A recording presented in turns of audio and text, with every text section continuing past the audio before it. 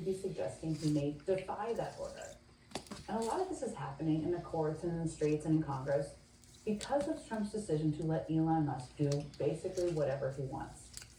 Now, Trump, of course, isn't blameless in all this. I'm not suggesting that. He chose to empower Musk, and he's watching it all happen without objection. But right now, he's not really the main character. I mean, heading into the new administration, we had this guiding light, at least I did, this core principle.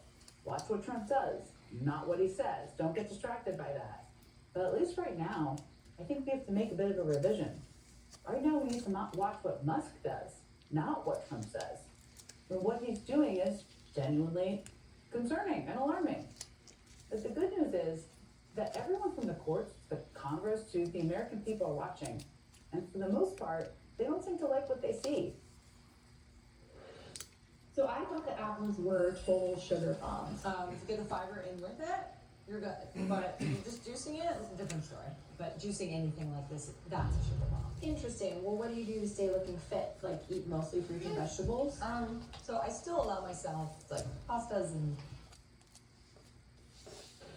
And joining me now is Democratic Senator Cory Booker of New Jersey.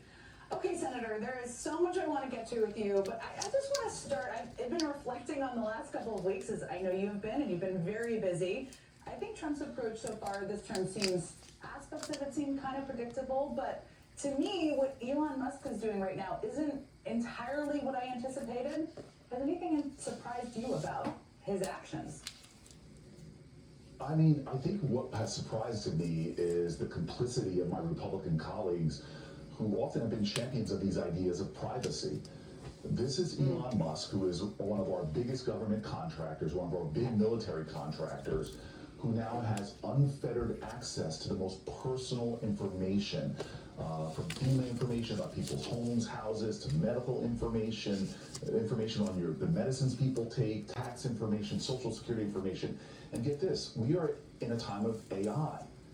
People are saying, oh, it's just read-only. He can still scrape data, get pattern recognition, get predictive analytics, feed it into AI models, and what he can do is simply revolutionary by having access to the information. Its value on the open market, because other contractors would love to have this, is billions of dollars. There's no oversight, there's no checks, there's no transparency to what he's doing, and you hear crickets from Republicans. You hear silence.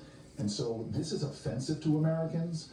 This is violative of values we hold sacrosanct, like our private personal information should not be for a very conflicted contractor. So this is one of these things that to me is astonishing, and we're going to continue to fight him in court because I think he is violating privacy, violating the law by having access to this kind of sensitive data, and it's something that we all as Americans should be shouting down and stopping.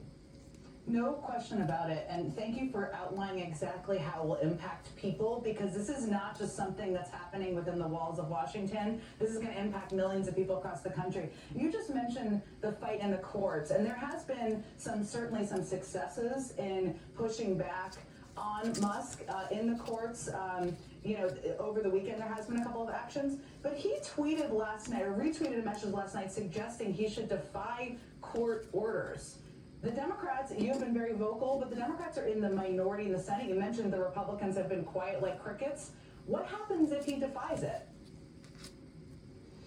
Well, then we really do have a constitutional crisis. It's where our separations of powers, our checks and balances, that he starts more and more, we're seeing this, wanting to be autocratic or dictatorial. We see this in other countries when a executive power starts to overreach their authority, and he is, by the way, doing things that are spelled out as Congress's duties. And then when the courts stop him, how we've settled things from the Reagan administration to the Obama administration, to defy court orders brings